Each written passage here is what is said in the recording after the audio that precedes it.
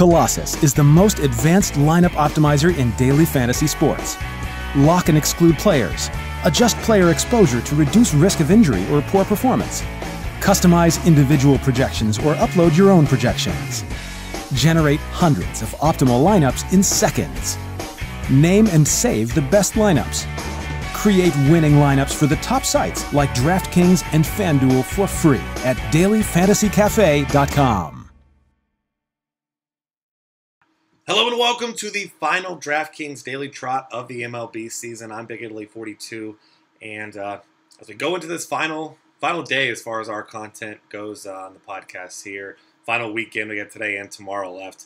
It's been a fun season. It's been a profitable season. Obviously, ups and downs as there has been for me. I'm sure for you as well. And hopefully, you've made a nice profit with us this season. And looking forward to next season. But past today, NFL, college football, NBA coming soon. So lots of more great things coming very, very soon. So let's end this season on a high note here and look at some starting pitchers on DraftKings tonight. And as we look at the top starting pitchers over the last 30 days as far as strikeout rate goes of tonight's pitchers, some interesting names up there. Number one being Kyle Hendricks at 30.1%, almost 51% ground ball rate. Swing strike rate kind of indicates that those numbers aren't going to sustain, 10.6%, but been missing a ton of bats. Roenis Elias, another guy, 28.9%, but his concern is with walks at 12.2%. Certainly don't like that.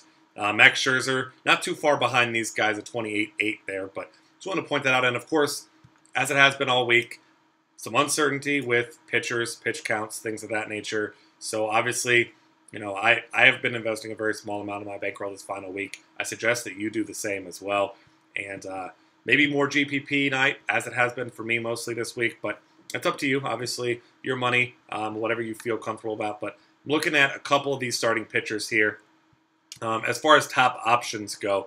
And a couple guys really stand out. You're looking at, for DraftKings specifically, of course, you've got some interesting guys here at pitcher to look for. Number one is going to be Roenis Elias as far as price is concerned. $6,900. I mentioned how he's been very good over the past month, facing an Oakland team that is one of the worst offenses in baseball and even worse against left-handed pitching. I think he's a very interesting option. I think he's fairly safe as well in this matchup. He hasn't had huge performances really, but only one bad one really in his last 5 starts, and that was at Texas, which has been a very, very tough place to play recently. So I really like Roenis Elias as far as the middle options go. Get yourself some nice value there. I won't be playing Matt Harvey against Washington. He's just not going to pitch deep. I mean, he pitched through 97 pitches last time out, but I mean, this really is the final time before the end of the season. I don't think that he'll have a bad performance necessarily. I just don't want to invest $10,500 into a guy that may only throw 5 innings tonight. So for me, that's out. I will like to look at Max Scherzer coming off a big-time performance against the Reds, 10 Ks, just 2 hits in 8 innings. Last time out, 13-2. It's expensive, but he wants to end the season on a high note. He was the front runner for the Cy Young early in the season, kind of fell off, but he's the type of guy who's a competitor. He wants to end the season strong. I like him.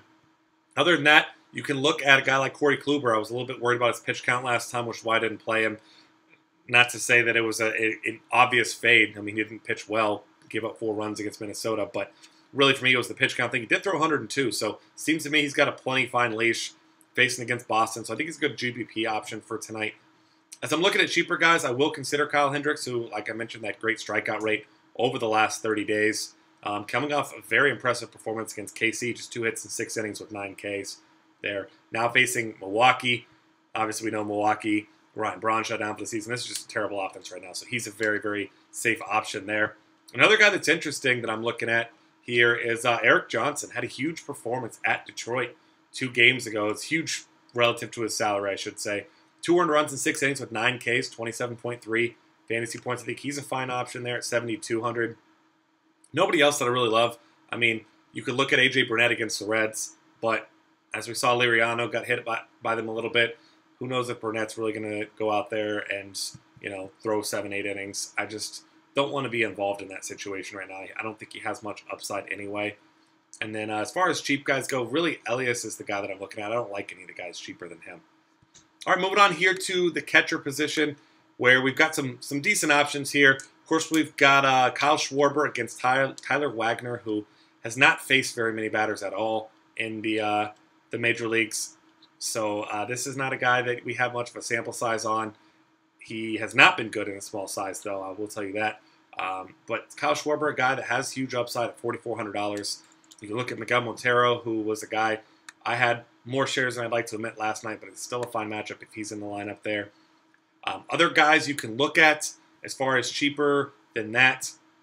I'm scrolling down quite a bit down to Steve Clevenger at $3,200. He's an interesting GPP option. Should be batting right around 6 or 7. Severino's given up a lot of hard contact recently. Too many home runs for my liking, so I'll look at him. Brian McCann looks like he's on the wrong side of playing. I've heard some speculation. Maybe he doesn't play. I don't know how credible these sources are. Maybe he sits out the final game or the final week. And because either way, I'm really not on Brian McCann. If he's out, the reason why I'm saying that is J.R. Murphy, John Ryan Murphy at $2,300 would make for a really nice punt. Outside of him, I'm really not loving a lot of guys. You can look at Matt Wieters, another guy against Severino. He's cheap at $3,000. He's a fine option. Travis d'Arnaud's going against Max Scherzer. He's a guy I would usually chase for power. Not this time. Not a big fan there. Outside of that, I do like the upside of a guy like Blake Swihart. If Corey Kluber does have one weakness, it's left-handed batters, so I like the upside of Blake Swihart. Really nobody else that stands out as even a pretty good play. I like Wellington Castillo at home usually, but Colin McHugh's been very good against right-handed batters, so that's a pass for me there. First base options, there's some pretty good ones here. Chris Davis, if you're picking on Severino at $4,700, is a fine option. Joey Votto, continuing that on-base streak there, $4,800 against A.J. Burnett. Jose Abreu, righty-righty against Verlander. Verlander's a guy who, has had some reverse splits over the past few seasons, so that's a fine option there. Anthony Rizzo, got a hold of one last night, $5,400, very expensive, but may very well be worth it against Tyler Wagner, who, as I mentioned, small sample size, has gotten crushed in the major leagues. Outside of that, Mark Trumbo gets the lefty, and Sean Nolan, who has just not been very good at all. 348 low ball out in a small sample size there. So I like Trumbo as a tournament option there as well.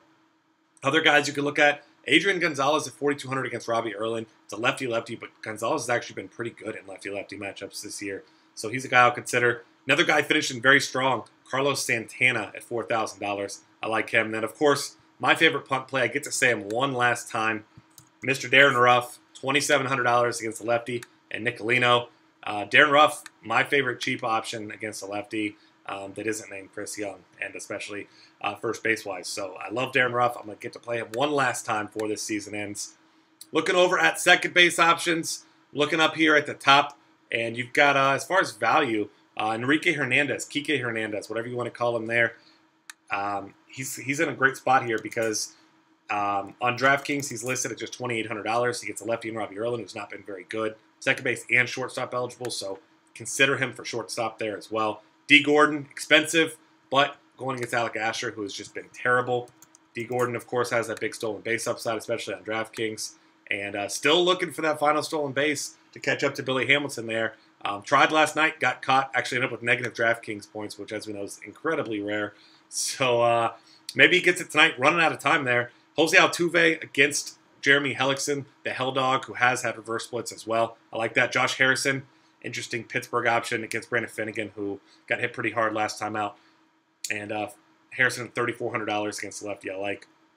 Other guys, Howie Kendrick, $37 against Erlin. I do like this Dodgers offense quite a bit, as long as we see everyone out there. Below that, I do like Justin Turner. I'd like him more in the righty-righty matchup, but I think he's a fine option there. If you're not playing Kyle Hendricks, Scooter Gennett should be leading off. $2,700 is a nice cheap value play there. I really am not enamored with any of these other players. I mean, you've got Luis Valbuena, who's finishing hot, had a huge game last night. He gets Jeremy Hellickson. Second base, third base, I'll consider him. I'll use that as the transition over to third base now, where if I'm paying up, it's going to be Matt Carpenter against Shelby Miller. Miller much better against righties and lefties. Carpenter having a hell of a season, and I'm looking forward to seeing him in the playoffs as well. Chris Bryant against Wagner, another Cubs bat, $5,200 for him. Andres Blanco, if you just need a cheap guy, third base shortstop against Nicolino, I think he's a fine option. Manny Machado, another one of these guys that's on fire right now, $5,100 against Severino. And I know it feels like I'm picking on Severino a lot. I just like a lot of these Baltimore hitters, and Severino, like I said, just hasn't been great. Derek Dietrich is a cheap source of power at $2,800 in Philly as well. And then if you're going to be chasing some power, also you could look at Alex Rodriguez against Ubaldo Jimenez. He's $4,300. I think that's a fine spot for him. And then one last guy here. It's going to be Danny Valencia, third base and outfield eligible against Reynes Elias. Like I said, not trying to pick on Elias. I like the spot for him. But Danny V, I got to get myself some exposure one last time. Danny V against the lefty before next year. And GPP only, of course, but I think he's a fine option. Shortstops, I already mentioned a couple guys that have shortstop eligibility. But outside of that, Francisco Lindor, of course, he's been a little bit better against righties than lefties, but I like him. You're paying up. Corey Seager's lefty-lefty. I probably won't be paying almost $5K in that matchup. You could look at, of course, Carlos Correa, $5,000 gets Jeremy Hellickson, one of the many Houston bats that had a huge game last night. Starlin Castro's hitting well at $3,500. You can throw him into a couple lineups there. Outside of that, you get Marcus Semien as the final guy I'm looking at for some power upside against Elias, $3,300. Like I said, I do like Elias, but if you're chasing power, everyone's going to make one mistake. Elias certainly not a perfect pitcher. I like him more price-wise than as a pitcher himself. But moving on to the final position for the final time this year, outfield options. Ryan Rayburn gets a lefty. Go ahead and throw that value out right away. I love Franklin Gutierrez against Sean Nolan, the lefty. Adam Eaton was one of my favorite plays last night. To be completely blunt with you, one of the few plays that I had in my main lineup that actually paid off. But I like him again against Verlander tonight. The guy can do it all. I love that matchup. Andrew McCutchen, Starling Marte, both those guys get lefties, of course, being on the same team. Brandon Finnegan has not been a good lefty either. Looking down for a little bit cheaper of options there. Nelson Cruz gets a lefty one last time against Sean Nolan. He's $4,900. Certainly throw him into a couple of your lineups there. A little bit cheaper there. You got Justin Ruggiano, $2,700. Not a guy that you can play on some other sites, but due to his price. But $2,700 seems like a very nice play there. Darren Ruff also has outfield eligibility. You can certainly consider him there as well. Hard to look away from George Springer, even though his price is up there now at $4,700. I think that's about where it belongs, to be honest with you. Much too talented of a hitter to be down near 4K where he was. And then as far as a couple other options to throw out there, Trumbo, who I also mentioned, has outfield eligibility. I'll throw in Chris Davis, Baby Crush for Milwaukee. He's $3,900 against Hendricks. He has big-time upside. Trace Thompson, $3,300 against Verlander. And then one last guy, if he's in a lineup for cheap, Socrates Brito, absolute minimum outfielder against Colin McHugh, has been better against righties than lefties. And that's going to wrap it up for this and the entire MLB season for us. Thanks once again for watching, for showing your support, and checking us out this season. We got lots of more great content and every other sport coming up. We'll be back for baseball season again next year as well. So subscribe to this YouTube channel. Get on board with all the rest of these sports if you're not already. And we'll see you guys next time.